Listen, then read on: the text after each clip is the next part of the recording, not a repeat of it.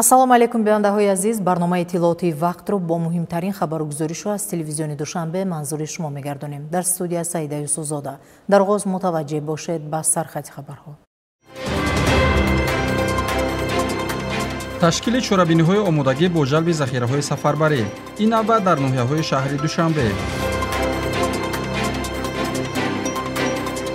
истиқболи шоиста аз рӯзи президенти ҷумҳурии Тоҷикистон. роҳандозии ҳамоишҳои гуногун дар ин замина. ташкили ҳамоиши ҷашнӣ бо ташаббуси кумитаҳои ба таҳсилоти ибтидоӣ ва миёнаи касбӣ. машрӯи хабарҳо.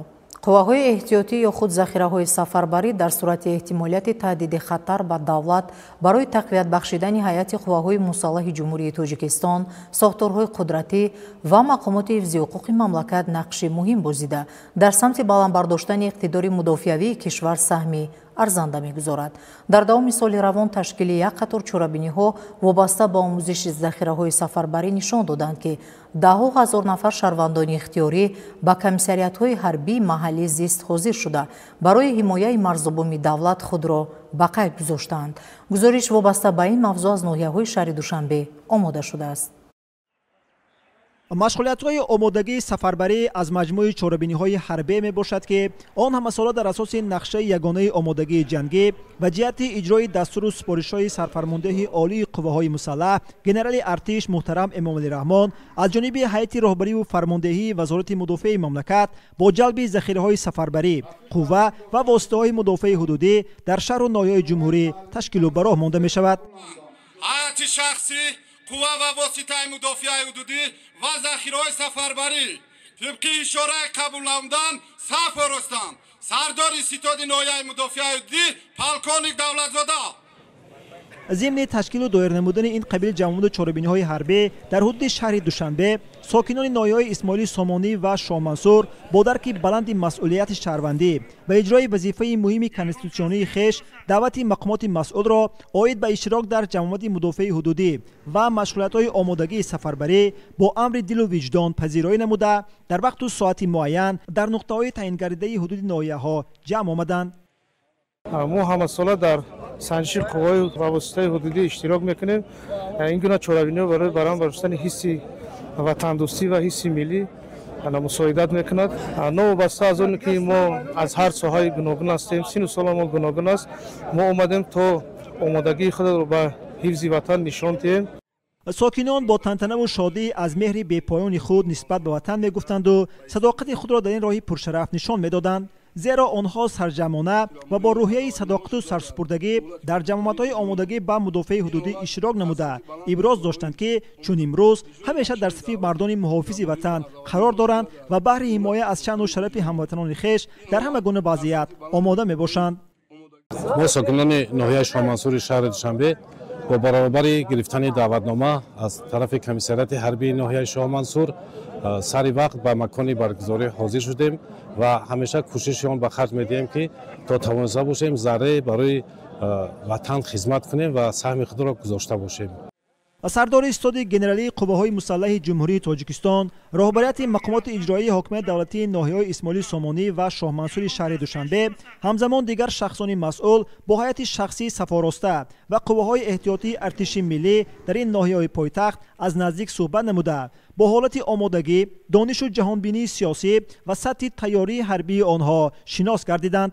ساکنان کسب و کار گوناگون و شهروندان در احتیاط قرار داشته از روی اختصاص‌های حربی خود طبق قاعده و طلبات نظامنامه تشکیل جمعیت مذکور جابجاگذاری کرده شده میدان برگزاری چاربینی‌ها را به یک مشق‌های حربی تعلیمی تبدیل دادند. در رفت جمعیت‌ها با تکیه به تاکیدهای پیوسته پیشوای ملت محترم امام‌الرحمن در سمت تحکیم و تقویت بخشیدن قابلیت مدافعی مملکت و در این زمینه تامین حیات آرام و آسایشته ساکنان هیئت رهبری جمعیت نوبتی قید کردند که همه ما را ضرور است هر پارچه خاک پاک این سرزمین را برای آسایشتگی مردم مثل گوهره که چشم نگاه داریم و در حمایت مرز مقدس آن سهمگزار باشیم. طبق فرمایش وزیر مدافع جمهوری تاجیکستان امروز در ناحیه اسماعیلی سامانی شهر دوشنبه چاربینی مدافع حدودی و ذخیره‌های سفربری برگزار گردید. در چاربینی امروزه شهروندان در احتیاط قرار داشته ناحیه با یک حس بلند مسئولیت و وطن دوستی фаъолона иштирок намуданд. дар идомаи чорабинӣ як зумра падару модароне ки айни ҳол фарзандонашон ба ҳайси сарбоз дар сафи артиши миллӣ хизмат менамоянд бо сипосномаҳои вазорати мудофиа ва рутбаҳои навбатии ҳарбӣ сарфароз гардонида шуданд. ҷамоатҳои мазкур бо таҳлили масъалаҳо дар самти санҷиши омодагии захираҳои сафарбарӣ, омодагии шаҳрвандон ба мудофиаи ҳудудӣ ва ташкили бомароми чорабиниҳои давлати шаҳрвандон дар стодҳои минтақавӣ ҷамъ басту натиҷагирӣ карда шуд.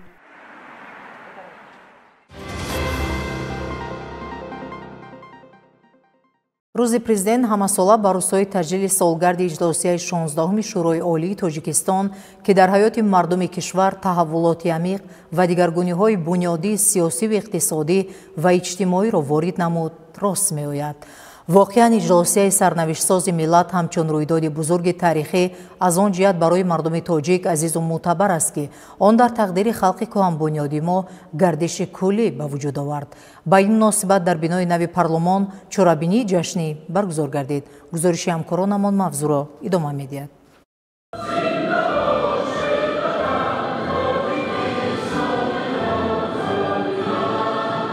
ба хотири арҷгузорӣ ва эҳтиром ба мансаби олии давлатӣ президенти ҷумҳурии тоҷикистон ҳамчун рамзи садоқат ба ватан ҳукумати ҷумҳурии тоҷикистон бо назардошти таҷрибаи байналмилалӣ ва воқеияти ҳаёти ҳуқуқии тоҷикистон лоиҳаи қонуни ҷумҳурии тоҷикистон оид ба ворид намудани илова ба қонуни ҷумҳурии тоҷикистон дар бораи рӯзҳои идро ба баррасии маҷлиси намояндагони маҷлиси олии ҷумҳурии тоҷикистон пешниҳод намуд. дар лоиҳаи пешниҳодшуда масъалаи ба рӯзҳои ид илова намудани таҷлили рӯзи президенти ҷумҳурии тоҷикистон санаи 16 ноябр пешбинӣ гардид. ҳамин тариқ лоиҳаи мазкур 14 марти соли 2016 аз ҷониби маҷлиси намояндагони маҷлиси олии ҷумҳурии тоҷикистон қабул гардида маҷлиси миллии маҷлиси олии ҷумҳурии тоҷикистон онро 15 апрели соли 2016 ҷонибдорӣ намуд. мақсади ҷашн гирифтани рӯзи президент на танҳо эътирофи мансаби олии давлатӣ аст, балки иқдоми муҳим барои хотиррасон намудани нақши президент ҳамчун кафили сулҳу субот, ваҳдат ва рушди устувори давлат мебошад. имрӯз миллати тоҷик ифтихор дорад ки ҳуқуқ ва ҳуввияти миллии худро дар арсаи ҷаҳонӣ муаррифӣ мекунад ва дар баробари дигар халқҳо овози баробар дорад. таҷлили рӯзи президент рамзи ихлосу самимият ва муҳаббат ба пешвои миллат мебошад ва ҳар як шаҳрванди тоҷикистонро водор месозад ки барои таҳкими давлатдории миллӣ, пешрафти иқтисодӣ ва некӯаҳволии аҳолӣ тамоми нерӯ ва донишро сафарбар созад. сиёсати пешгирифтаи пешвои миллат президенти ҷумҳурии тоҷикистон муҳтарам Эмомалӣ Раҳмон моро вазифадор менамояд ки барои амалӣ гардидани ҳадафҳои давлату ҳукумат дар самти таҳкими рукунҳои давлатдории навини тоҷикистон ва баланд бардоштани сатҳи некӯаҳволии аҳолӣ тамоми нерӯ, қудрат, тавоноӣ ва донишу таҷрибаамонро ба кор барем.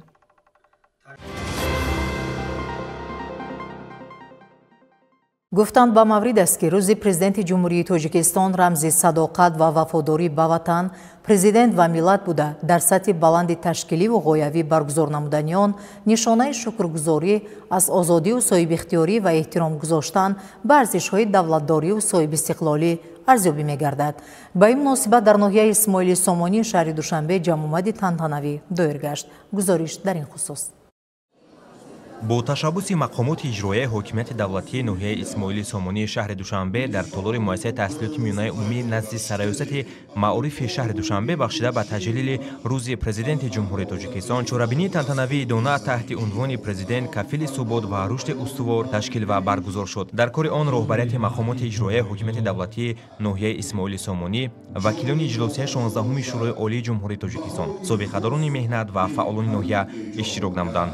маърузачиён изҳор доштанд ки сокинони мамлакат иқдомҳои созандаи сарвари давлатро бо меҳру муҳаббати гарму самимӣ пайгирӣ намуда ба комёбиҳои бузург шарафёб гардиданд. натиҷа ҳамин аст ки имрӯз сиёсатмадорони ҷаҳонӣ аз ташаббусҳои созандаи пешвои миллат дар ҳалли масъалаҳои мубрам ки барои башарият аҳамият доранд истифода мебаранд. ҷаласаи шӯрои олӣ ҳамчун омили муттаҳидсозандаи тамоми мардуми Тоҷикистон шароит фароҳам овард ки бо истифода аз арзишҳои аз ҷониби ҷомеаи ҷаҳонӣ эътирофшуда дар ҷумҳурии таҳкурсии ташаккули ҷомеаи шаҳрвандӣ гузошта шавад ва барои беҳтар гардидани сатҳи зиндагии мардум, ободӣ ва ояндаи давлати соҳиб истиқлол заминаҳои мусоид муҳайё гарданд. қайд шуд ки ҳанӯз 31 сол муқаддам 16 ноябри соли 1994 Эмомалӣ Раҳмон дар маросими расман шурӯъ кардан ба иҷрои вазифаи президенти ҷумҳурии Тоҷикистон ба халқи Тоҷикистон савганёд карда ваъда дода буданд ки тамоми кӯшишу ҳастии хешро ба сарсабзию хӯррамӣ ва пешрафти давлату миллати тоҷик равона хоҳанд кард. Гузашти солҳо собитқадамона исбот намуд ки ҳар он чизеро ки сарвари давлат ба миллати хеш ваъда карда буданд фарохтар ва бештар аз он иҷро намуданд. офарин ба як фарзанди миллат ки ба нафи пешрафти давлату миллати хеш инқадар корҳои бузургу амалҳои таърихӣ анҷом медиҳанд. таъкид гардид дар идомаи чорабинии тантанавӣ. ҳамзамон баҳри болида хотирии иштирокчиёни чорабинӣ идона ба муносибати рӯзи президенти ҷумҳурии Тоҷикистон дар ноҳияи Исмоили Сомонӣ барномаи рангини консертӣ пешниҳод гардид.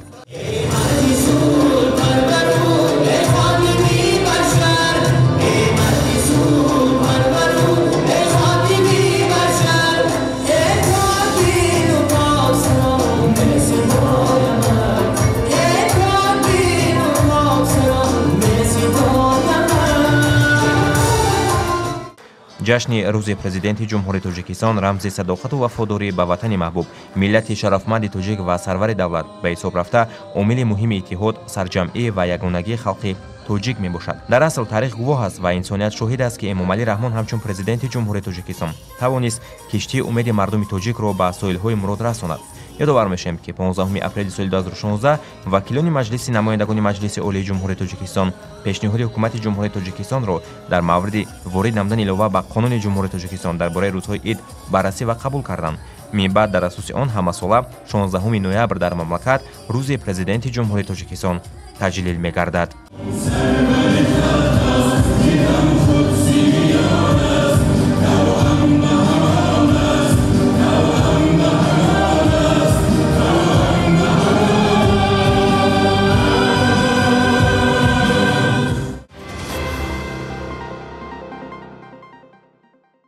дар доираи қарори раиси шаҳри Душанбе аз 13 октябри соли 2025 таҳти рақами 648 дар бораи таҷлили рӯзи президенти ҷумҳурии Тоҷикистон раёсати кор бо занон ва оилаи мақомоти иҷроияи ҳокимияти давлатии шаҳри Душанбе дар Донишгоҳи Миллии Тоҷикистон ҳамоиши тантанавиро таҳти унвони рӯзи президент ва моҳияти тақдирсози иҷроосияи 16 Шӯрои Олии Ҷумҳурии Тоҷикистон ташкил ва баргузор намуд.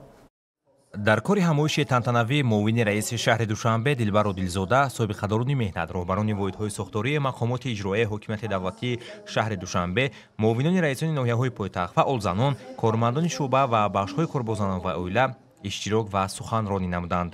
дар рафти ҳамоиш қайд гардид ки таҷлили рӯзи президент нишони арҷ гузоштан ба саҳми беназири пешвои миллат, президенти ҷумҳурии Тоҷикистон муҳтарам Эмомалӣ Раҳмон дар таҳкими истиқлолияти давлатӣ, истиқрори сулҳ, ваҳдати миллӣ ва муаррифии Тоҷикистони муосир дар арсаи байналмилалӣ мебошад. боиси ифтихор аст ки имрӯзҳо дар саросари ҷумҳурии Тоҷикистон рӯзи президент ва иҷроосияи 16 Шӯрои Олии Ҷумҳурии Тоҷикистонро бо шукӯҳу шаомати хоса мардуми сарбаланди кишвар ҷашн мегиранд.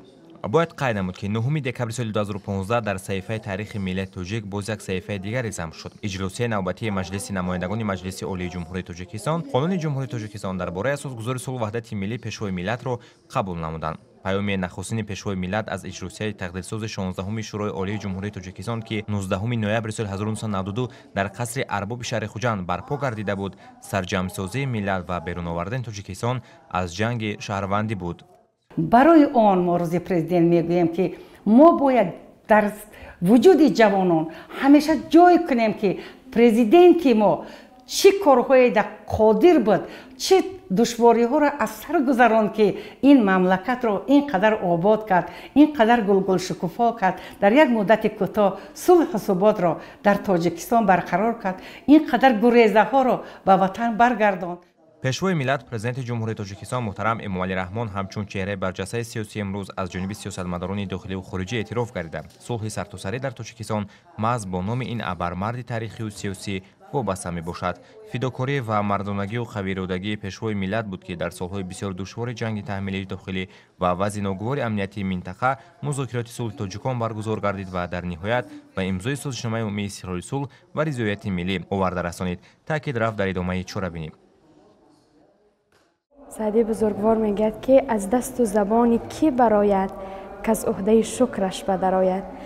شکرانه دولت صاحب استقلال، شکرانه فرزانه ملت، پیشوای معظم ملت که امروز مهمانان عزیز و ارجمند ما درباره خدمت‌های شایانی که تا امروز کرده ایستادند حرف زدند. هر یک شخصیت، هر یک جوانی که از تاریخ وطن و ملت خود آگاهی دارد، تاریخ میخواند، تاریخ میداند، واقعا گفته های این شخصیت ها برایش بی ربط و ارتباط نیست و در مغز استخوان خیش این دوره تاریخی را احساس می نماید. من خود چون یک دست پرورده پیشوای معظم ملت هستم، با کوتای پیشوای معظم ملت به دانشگاه داخل شدم. واقعا مهر و محبت پیشوای معظم ملت را از هر کی بیشتر احساس می نمایم و سعی می کنم که در ادامه تحصیل و در ادامه کار و فعالیت خود با بهای خوب و اعلا تحصیل نموده، باوری، اعتماد و نه همون اعتقادی که پیشوای معظم ملت نسبت به زنان و بانوان دارند باز هم بیشتر نمایم. با اطمینان کامل میتوان گفت که استقلالیت سیاست خردمندانه پیشوای ملت پرزیدنت مملکت محترم امامعلی رحمان با بلند برداشتن مقام و منزلت زن در حیات سیاسی اداره‌کنی دولت شرایط و امکانات‌های وسیع را فراهم آورد و زن را همچون نیروی پیشبرنده جامعه تربیتگر به مقام شایسته و ارزنده گذاشت. امروز صف زن‌های راهبر و سیاستمدار در ساحه‌های مختلف جامعه زیاد گردیده شده است. واقعا هم در دوران صاحب استقلالی وطن عزیزمان از جانب حکومت کشور و پرزیدنت مملکت جهت جلب زنان و بانوان به خدمت دولتی بسیار تدبیرهای ضروری و سری وقتی اندیشیده شده است که همه این اقدامات مسئولیت و نقش زنان و بانوان را در رشد و تحکیم استقلالیت دولتی باز هم جدی‌تر و موظف‌تر می‌گرداند. در فرجام همایش تنتنوی میان معروضاتیان و اشتراکداران مبادله افکار صورت گرفت. ضمناً در مرکز منطقوی خدمت اجتماعی با نفقه‌خوران و معیوبان شهر دوشنبه نیز بخشیده به روز پرزیدنت جمهوری تاجیکستان چرابینی فرهنگی دایر کرده شد که در آن همکاران ما نیز شرکت نمودند. бо такя ба раҳнамоиҳои падарона ва хислатҳои инсондӯстонаи пешвои миллат президенти ҷумҳурии тоҷикистон муҳтарам эмомалӣ раҳмон ва дар амал татбиқ намудани таъкидҳои пайвастаашон дар бораи кӯмак ба ниёзмандону ятимону барҷамондагон бахшида ба рӯзи президенти ҷумҳурии тоҷикистон кормандони раёсати корҳои тарбиявӣ ва шӯрои занону духтарони академияи идоракунии давлатии назди президенти ҷумҳурии тоҷикистон бошандагони маркази минтақавии хизмати иҷтимоӣ ва нафақахӯрону маъюбони шаҳри душанберо аёдат намуданд. дар чорабинӣ ҳамчунин намояндагони шӯрои собиқатдорон низ иштирок ва суханронӣ намуданд. роҳбарияти муассиса зимни баромади худ қайд намуд ки таҷлили рӯзи президенти ҷумҳурии тоҷикистон ба маънои дарки аҳамияти калидии ин мансаби давлатӣ дар ҳифзу равнақи давлатдории миллии мо ва ҷашни қадрдонию сипос ба тамоми арзишҳои баланди давлатӣ, миллӣ ва шаҳрвандӣ мебошад ки президенти ҷумҳурии тоҷикистон ҳамчун кафили конститутсионии онҳо фаъолият мекунанд. дар идомаи чорабинӣ масъулини шӯъбаи фарҳанг ва рушди истеъдодҳои ҷавони раёсати корҳои тарбиявии академия барномаи рангини фарҳангии фароғатиро бо сурудҳои ватандӯстона бо тантана пешниҳод намуда таби ҳозиринро болида ва ба онҳо рӯҳияи идона бахшиданд.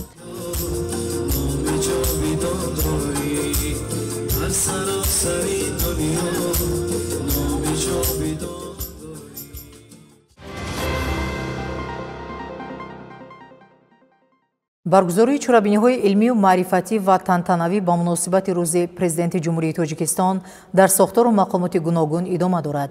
ин сана рамзи ваҳдату худшиносии миллӣ буда таҷассумгари иродаи мардум ва хиратмандии роҳбарест ки тақдири миллатро бо андешаи стратегӣ ва диди ояндабинӣ ба сӯи суботу шукуфоӣ раҳнамун месозад. шарҳи ҳамкоронамон дар ин бора. ҳамасола 16 ноябр дар ҷумҳурии тоҷикистон ҳамчун рӯзи президенти ҷумҳурии тоҷикистон бо шомати хоса истиқбол карда мешавад ва ин ҷо ҳам дар коллеҷи тиббии ҷумҳуравӣ бо ибтикори кумитаи ба таҳсилоти ибтидоӣ ва миёнаи касбии ҷумҳурии тоҷикистон чорабинии ҷашнӣ созмон дода шуд ки он дар сатҳи баланди ташкилӣ бо омодагии ҷиддии масъулин баргузор гардид. ҳамоиш дар толори калони коллеҷи тиббии ҷумҳуравӣ баргузор гардида дар он собиқадорони меҳнат, роҳбарияти кумитаҳои ба таҳсилоти ибтидоӣ ва миёнаи касбӣ, роҳбарони муассисаҳои соҳавӣ ва омӯзгорону донишҷӯён ширкат намуданд. гуфта шуд ки таҷлили ин сана ба хотири арҷу эҳтиром ба шакли идораи президентӣ роҳандозӣ шудааст. зимни баромади масъулин зикр гардид ки аз нигоҳи фалсафаи таърих чунин ҷашнҳо на танҳо арҷгузории шахсияти сиёсист, балки таҷассумгари пайванд байни инсону таърих, роҳбар ва миллат, хират ва амал мебошад. дар шахсияти пешвои миллат арзишҳои умумибашарӣ ба монанди адолат, масъулият, худогоҳӣ ва муҳаббат ба ватан барҷаста таҷассум ёфтанд. дар сатҳи дохилӣ ва байналмилалӣ президенти ҷумҳурии Тоҷикистон на танҳо ҳамчун сиёсатмадор, балки ҳамчун меъмори маънавии давлат, қувваи муттаҳидкунандаи мардум ва рамзи наҷоти миллии тоҷикон шинохта шуданд. пешвои миллат президенти ҷумҳурии Тоҷикистон муҳтарам Эмомалӣ Раҳмон дар тӯли даврони соҳибистиқлолӣ як яъне дар саҳифаи миллати тоҷик як таърихсозӣ намуд ва имрӯз миллати тоҷикро дар арсаи ҷаҳонӣ яъне арсаи байналмилалӣ мешиносанд ва имрӯз тавониш пешвои муаззами миллат ки миллати тоҷикро дар созмонҳои бонуфузи байналмилалӣ яъне муаррифӣ намояд. ширкатдорон дар идома доир ба хидматҳои президенти ҷумҳурии Тоҷикистон муҳтарам Эмомалӣ Раҳмон дар самти рушди иқтисодиву иҷтимоӣ андешаронӣ намуданд. таъкид гардид ки ҳама дастовардҳои мамлакат шурӯъ аз нерӯгоҳи барқи обии Роғон то конферансҳои байналмилалии об, аз барномаҳои миллии таълиму тарбия то рушди шаҳри Душанбе дар асл ифодаи ҳамин сиёсати хирадмандона, оқилона ва дурандешонаи президенти ҷумҳурии Тоҷикистон мебошанд. сарвари давлат ҳар иқдомро бо маънои маънавӣ оғоз мекунанд, зеро медонанд ки сохтани пул ё роҳ осонтар аст аз сохтани дилу рӯҳ. ба таъкиди пешвои миллат, сохтани ватан аз сохтани инсон оғоз мешавад. афзуданд дар идома ширкатдорони ин ҳамоиш. масъалаҳои дигари марбути ин сана низ дар раванди чорабинӣ мавриди гуфтугӯҳои судманд қарор гирифт.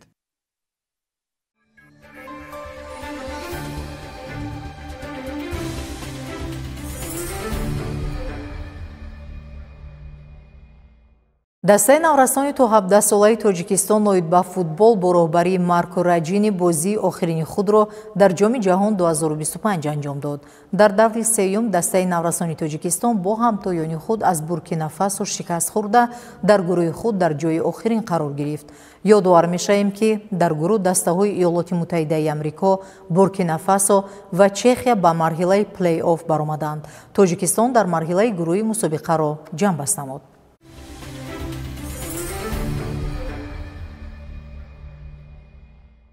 рӯзи 26 ноябр соати 18:45 мухлисони футбол боз шоҳиди рақобати пуршиддат миёни дастаҳои Ал-Насри Арабистони Саудӣ ва Истиқлоли Тоҷикистон хоҳанд шуд.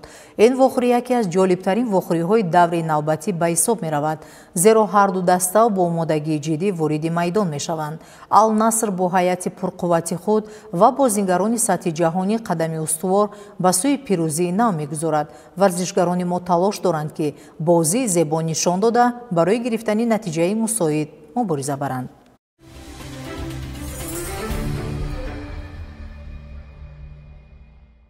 في الدور الأول 2-2 وكالعادة المعتادة بالنشيد الوطني للمنتخبين. дар шаҳри Риёзи Арабистони Саудӣ шашумин бозиҳои ҳамбастагии исломӣ дар соли 2025 ҷараён дорад. дар доираи мусобиқаи футзал мунтахаби Эрон соҳиби медали тилло гардид. дар финали мусобиқа дастаҳои футзали Эрон ва Марокаш бозӣ карданд. вохӯри дастаҳо бо ҳисоби 5-0 ба фоидаи Эрон хотима ёфт. аз ҳайати Эрон голҳоро Амирҳусейн Ғоламӣ, Ҳусейн Таибӣ ва Маҳдӣ Каримӣ ба самар расониданд. дар бозии барои ҷои сеюм тими Ӯзбекистон бар мизбони мусобиқа Арабистони Саудӣ зафар ёфта медали биринҷиро соҳиб шуд. футзали Тоҷикистон дар марҳилаи гурӯҳӣ ба даври плей-офф роҳ ёфта натавонист. ёдовар мешавем ки аз 7 то 21 ноябр дар шаҳри Риёзи Арабистони Саудӣ шашумин бозиҳои ҳамбастагии исломӣ доир мегардад.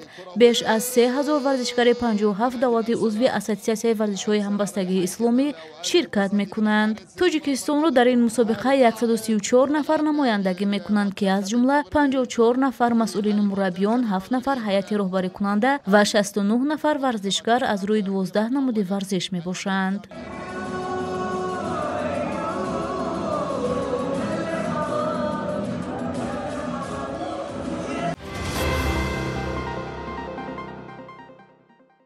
тамошобинони азиз, ин буд шаҳри охирин хабарҳо. дар таҳияи мо ва ҳамкорони мо бо барномаҳои телевизионӣ Душанбе бимонед.